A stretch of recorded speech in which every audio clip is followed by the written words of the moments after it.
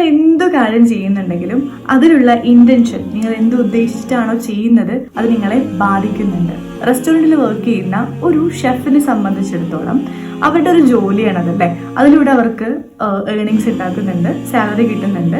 അതിലൂടെ ആ മണിയിലൂടെ അവർക്ക് അവരുടെ നീഡ്സ് ആണെങ്കിലും അവരുടെ ഫാമിലിയെ ടേക്ക് കെയർ ചെയ്യാൻ വേണ്ടി പറ്റുന്നുണ്ട്. ആ കാശ് കൊണ്ട് സാറ്റിസ്ഫൈ ചെയ്യാൻ വേണ്ടി പറ്റുന്ന കാര്യങ്ങൾ സാറ്റിസ്ഫൈ ചെയ്യാൻ വേണ്ടി പറ്റുന്നുണ്ട്. സോ അതൊരു ഇന്റൻഷനാണ്.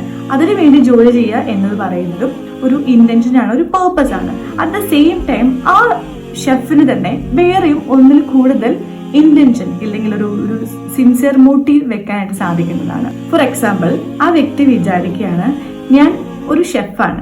സോ ഡെഫിനറ്റ്ലി റെസ്റ്റോറൻറ്റിൽ വരുന്നവർ വിശന്നിട്ട് വരുന്നവരായിരിക്കും അല്ലേ. സോ വിശന്ന് വരുന്നവർക്ക് ഫുഡ് കൊടുക്കുക എന്ന് പറയുന്നത് നല്ലൊരു കാര്യമാണ്. സോ അതിന് ഞാനൊരു ഭാഗമാവാൻ കഴിഞ്ഞതിൽ ഞാൻ സന്തോഷിക്കുന്നു.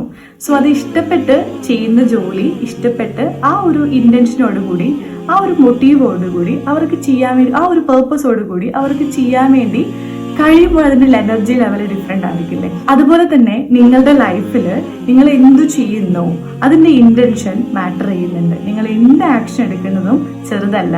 ഒന്ന് ആലോചിച്ച് നോക്കുകയാണെന്നുണ്ടെങ്കിൽ അത് വലുത് തന്നെയായിരിക്കും. മേ ബി നിങ്ങൾ നിങ്ങളുടെ കുട്ടികളെ ടേക്ക് കെയർ ചെയ്യുന്ന കാര്യമായിരിക്കാം, ഫാമിലി ബിൽഡ് ചെയ്യുന്ന കാര്യമായിരിക്കാം, ഹസ്ബൻഡിനെ ടേക്ക് കെയർ ചെയ്യുന്ന കാര്യമായിരിക്കാം, അവർക്ക് വേണ്ട കാര്യങ്ങൾ ചെയ്തു കൊടുക്കുന്നതായിരിക്കാം, വർക്ക് ചെയ്യുന്നതായിരിക്കാം.